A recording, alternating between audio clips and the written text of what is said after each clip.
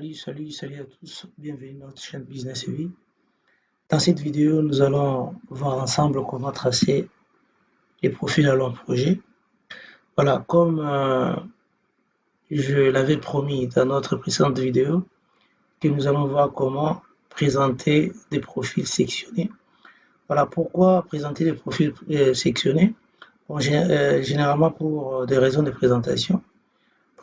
Présenter des profils tout entiers comme ça, ce n'est pas très professionnel, et surtout si on veut avoir des détails précis suivant des tronçons. Et puis il y a encore un autre élément, c'est que par exemple ici vous voyez notre plan de comparaison, c'est à 380. Ça signifie que c'est dicté par, excusez-moi, les points les plus bas, donc la plus basse cote. Ici c'est vers la fin. Vous comprenez que c'est vers la fin qu'on a besoin de ces plans de comparaison, de 380. Mais vers le début en amont ici, dans notre profil, on peut relever un tout petit peu notre plan de comparaison. Par exemple, aller même jusqu'à 420. Mais on ne sait pas le faire ici, puisque vers la fin, nous avons des cotes de 388. Donc, si on remonte notre plan de comparaison, tous ces éléments seront en bas de notre plan de comparaison. Donc, c'est tout l'intérêt de présenter des profils sectionnés. Voilà. Sans plus tarder, c'est parti. Voilà, on clique sur Profile. Et puis ensuite, on clique sur Create Save as Profile. On clique dessus. Voilà, on considère notre axe parent, axe 10. J'ajoute ça. Et ce que je fais, on clique sur Drawing in Profile View. Et par la suite, tout ça, on va aller très vite. Donc, on a déjà parlé de ça lors de notre précédente vidéo. Et puis ici, Station Range, c'est-à-dire intervalle des stations, automatiquement, ça prend tout l'axe, donc l'axe entier. Si vous voulez sectionner, vous devez spécifier votre intervalle ici. Use a specified range, c'est-à-dire on clique dessus. Ça, c'est la station de départ, ça, c'est l'arrivée. Donc, on peut écrire directement, par exemple, 500, PK 0 plus 500. Ou soit, on peut cliquer ici. On clique sur cette icône. Et puis, on vient, on clique là où c'est 500, par exemple ici, PK 500, c'est ici, 0 plus 500, c'est ici, on clique ici. Alors vous avez 0, 0, 500, c'est la région même, et puis on fait suivant, suivant, suivant. Voilà, on dessine notre profil, donc on cherche un point d'insertion.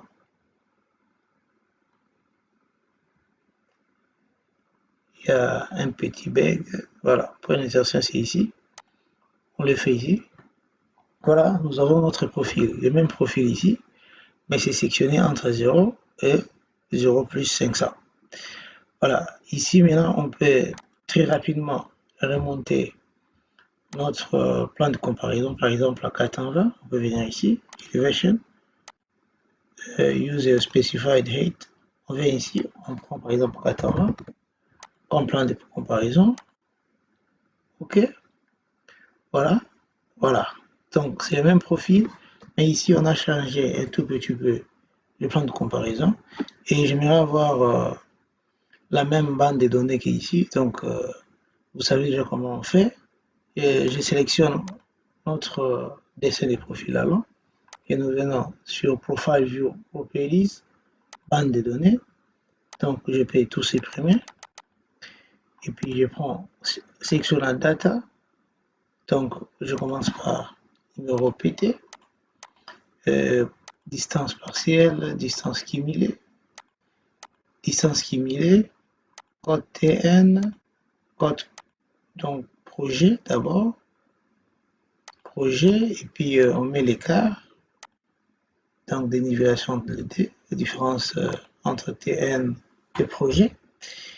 Et puis je prends géométrie verticale, déclivité, Ensuite, on prend géométrie horizontale, alignement courbe. Voilà, gap, on enlève tous les intervalles entre les lignes ici, des données. Voilà, on met 0, 0. Et puis, on coche partout pour montrer les différentes stations et leurs données, label. Bon, donc une fois ça, pour ne pas commencer, si vous avez plusieurs profils à faire, au lieu de recommencer cette histoire, on peut enregistrer notre modèle des bandes de données, c'est-à-dire par exemple ici, Save as bande de données set. Donc on peut venir ici, on donne le nom par exemple, bande des données par exemple, ici, bande, par exemple, on est ici, bande des données,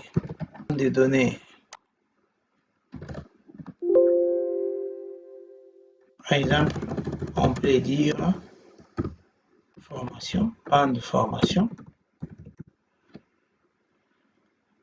et puis, OK, voilà, à partir d'ici, on clique OK, voilà, ça, vous avez ça, bande de données formation. Ça veut dire que si on veut créer encore un nouveau profil, alors, on va créer et puis appliquer directement des bandes formation. Voilà, comme vous pouvez le constater, on a sectionné notre profil. Ce qu'il nous reste à faire, c'est comment maintenant tracer les profils projet. Le profil de projet est défini par rapport à la vitesse des bases d'exploitation de la chaussée. Donc pour notre cas, je suppose qu'on va faire notre profil projet pour 60 km par heure. Donc CBTP nous propose des caractéristiques géométriques en plan, longitudinales, limite. Par exemple, on vous dit que déclivité maximale et rampe pour 60 km par heure ne peut pas dépasser 7. Donc, notre pente ou rampe sur le profil ne peut pas dépasser 7. Donc ça, c'est une contrainte. Et puis, il y a des paramètres de géométrie des courbes. Donc, pour insérer des éléments de raccordement, cercle ou parabole, par exemple en altimétrie, si vous avez un angle saillant ou rentrant, donc angle rentrant, c'est comme ça. Et puis, angle saillant, c'est... Donc, vous commencez par pente et rampe. Donc, vous avez rampe, pente. Et puis, angle rentrant, vous avez pente, rampe. Donc, angle saillant, vous avez pente, rampe. Et puis, ça, angle rentrant, vous avez rampe, pente. Voilà. Si vous avez ces éléments de géométrie, donc vous devez maintenant tracer votre profil projet en respectant les données ou les recommandations des CBTP pour votre vitesse d'exploitation des bases. Donc, par exemple, ici, on prend pour référence 60 km par heure. Voilà. On rentre sur notre fichier, par exemple. Si on veut créer notre profil projet, on vient ici, Profile. On clique sur Profile Creation Tools. Donc, outils de création des profils, vous cliquez dessus. Et puis, vous sélectionnez, vous voyez ici en bas, Select Profile View to Create, c'est-à-dire sélectionner les profils, le dessin des profils à créer, par exemple ici. On clique sur le dessin des profils allant. Voilà, ça c'est les noms que vous donnez à votre profil allant, par exemple. Notre tracé, on l'appelle profil projet, axe, par exemple, axe 10. Axe 10, voilà. Ici, on garde ça comme ça, projet complet, et puis on fait OK. Voilà, vous avez cette boîte de dialogue qui vous donne tous les outils de création de profil projet. C'est à peu près comme ce qu'on a vu pour les tracés des axes. C'est quasiment presque la même chose. Voilà, on peut venir ici, on choisit. On peut choisir directement avec des courbes ou on peut d'abord mettre des tangentes. C'est-à-dire on met seulement ça et puis on va insérer des courbes par après. Voilà. On va d'abord choisir les tangentes, par exemple ici. Voilà, on peut cliquer. On commence notre profil projet ici. On voit par exemple jusque ici. Voilà, ainsi de suite. Voilà. Voilà. Voilà, ça c'est la fin. Vous mettez OK.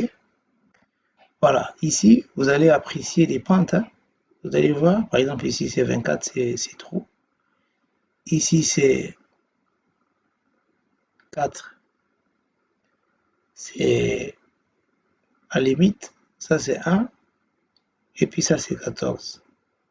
Ça signifie qu'il faut maintenant jouer sur le point ici d'entrée pour réduire les pentes. Par exemple ici, on peut venir même ici à l'entrée pour dire que voilà, 24 c'est beaucoup. Donc on peut venir, on se dit par exemple 7. Ici on met 7, ça va bouger. Voilà, regardez ce que ça donne comme 7. Donc vous allez apprécier. Si vous estimez que c'est beaucoup, on peut vraiment encore y redescendre. C'est 13. On peut ici encore essayer de redescendre. On peut encore redescendre. On va aussi voir ce que ça donne de dénivellation. Donc l'écart entre terrain naturel et projet pour ne pas créer des creux. C'est vraiment à titre didactique. Hein. Ici vous avez 9. Et puis vous avez des remblais à faire ici. Donc vous allez apprécier. Ici vous avez 9. Voilà, ici aussi c'est 9. Donc ça signifie qu'on peut encore essayer de descendre un tout petit peu là-bas. Et puis ici, vous avez 7. 7. Voilà. Vous avez 9 là-bas. Ici, vous avez 7. On peut surélever un tout petit peu. Voilà. Ici, vous avez 6. C'est bon par rapport aux exigences. Et puis ici, vous avez 14. Donc 14. On peut encore surélever ça. Et puis ici, on descend par exemple. Donc, on trace vraiment notre profil projet à toute liberté, mais tout en veillant sur les pentes et puis les mouvements de déblais à faire. Hein. Faut pas perdre de vue qu'il y a des déblais. Et puis, il y a aussi des contraintes d'accessibilité, d'intégration de routes à son environnement. Donc là aussi, il faut intégrer. Donc, accessibilité au niveau des parcelles. Par exemple, ici, c'est toujours 9. On peut remonter, par exemple,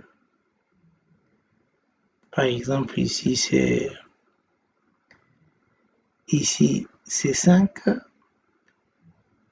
c'est 7.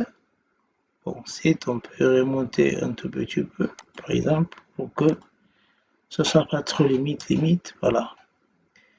Ici, vous avez 6, c'est bien. Et puis 4, c'est bien, voilà. À la fin, ici, vous avez 8, on peut encore remonter un tout petit peu ici. Donc, ici, vous avez 7, on peut encore redescendre, surtout qu'il y a un besoin de remblai. Voilà, ici, vous avez 5.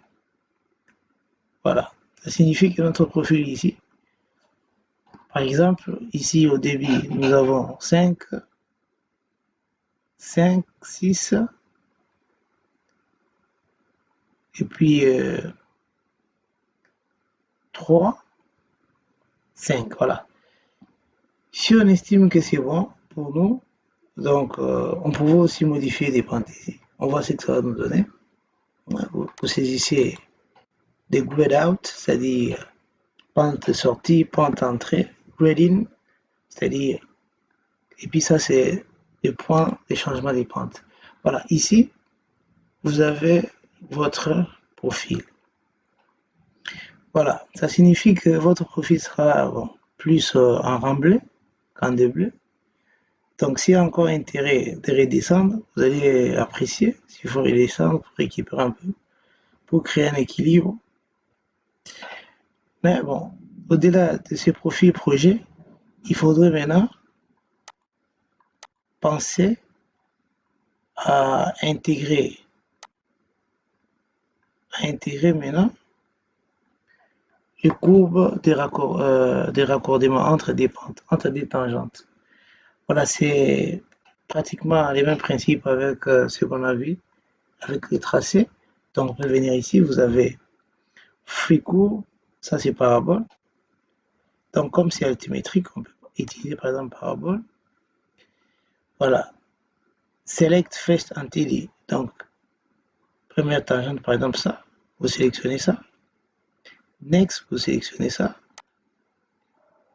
Et puis, on vous dit de spécifier la longueur de la courbe ou les rayons.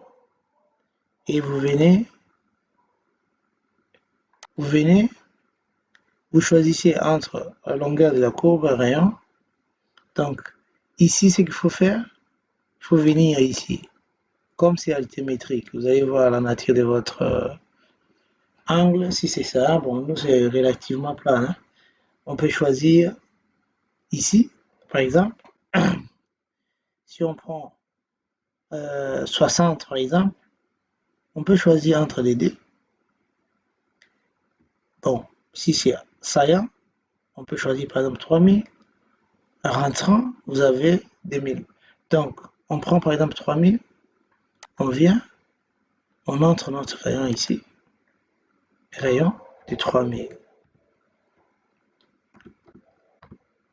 Entre, voilà, vous avez maintenant ces raccordements entre les deux points. Ça, c'est les deux points de raccordement. Comme nous avons un tracé général quasi plan, c'est comme ça qu'on n'a pas l'impression comme si on a inséré la courbe, mais la courbe, elle est bien là. Et puis vous venez ici, entre deux tangentes encore, entre ça et l'autre, on fait la même chose, donc on prend ça, on prend l'autre, on entre les rayons, 3000, voilà, vous avez la courbe, ici c'est entre ces deux points. Et puis vous venez entre ces deux dernières tangentes, je crois. Donc, vous sélectionnez tangente entre première, deuxième, et puis vous entrez les rayons. Voilà. Vous entrez les rayons, 3000 par exemple. Donc ça signifie que ce ne sera pas possible avec 3000, par exemple 2000, 200. Bon, ça veut dire que les tangentes ici, ce serait comme c'est vraiment très peu.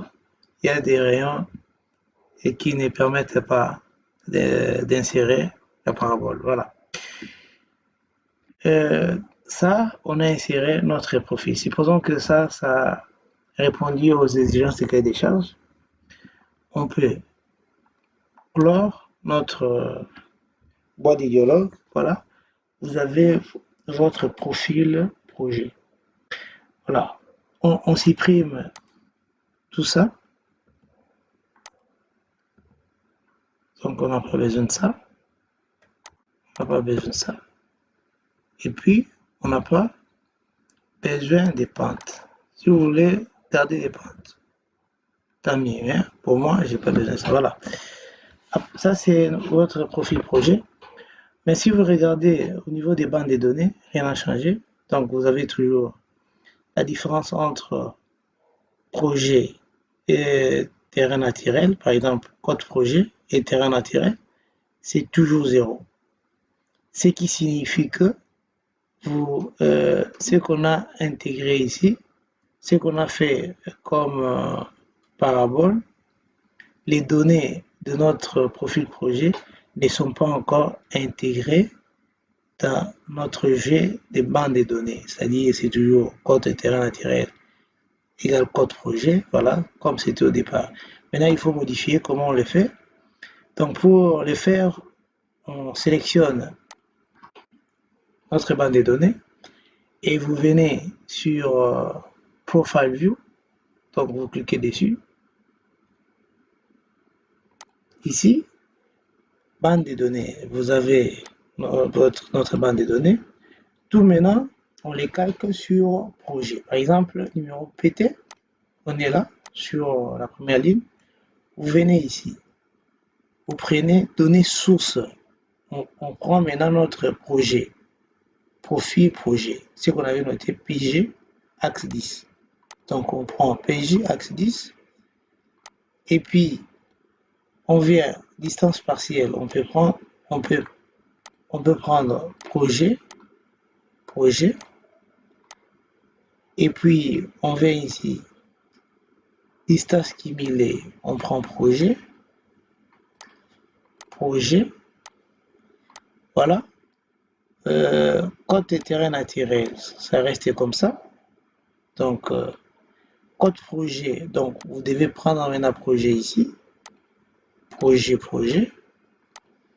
Et puis écart, on prend un projet, l'autre on laisse terrain naturel pour que ça nous fasse cet écart là entre les deux.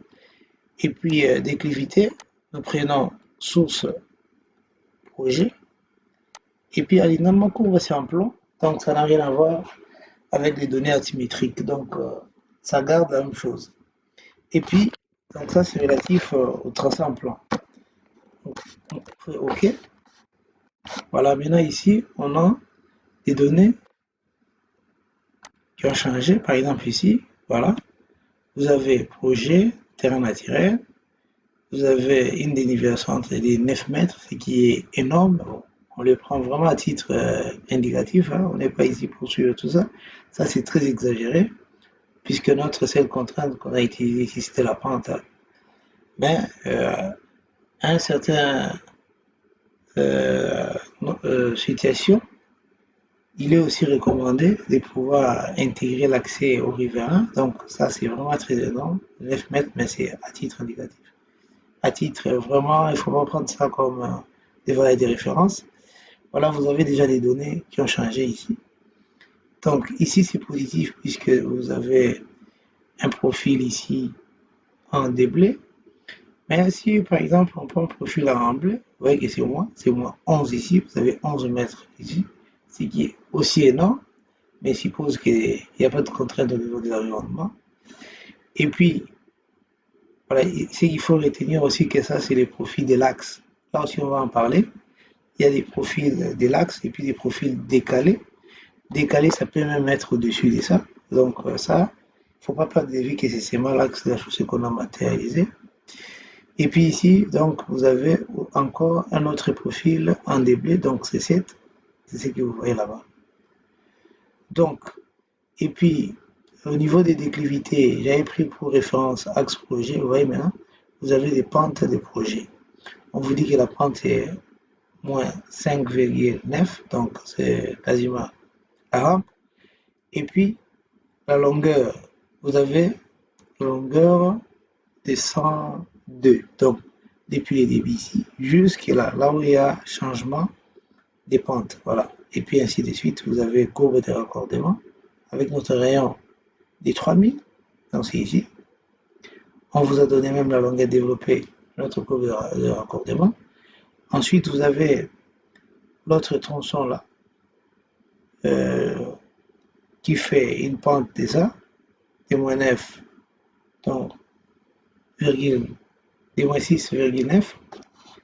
Et puis, vous avez la longueur développée, ainsi de suite. Donc, vous avez des courbes. Et puis, voilà. Donc, ici, vous avez des courbes, travaux anciennes, les rayons que vous avez utilisés.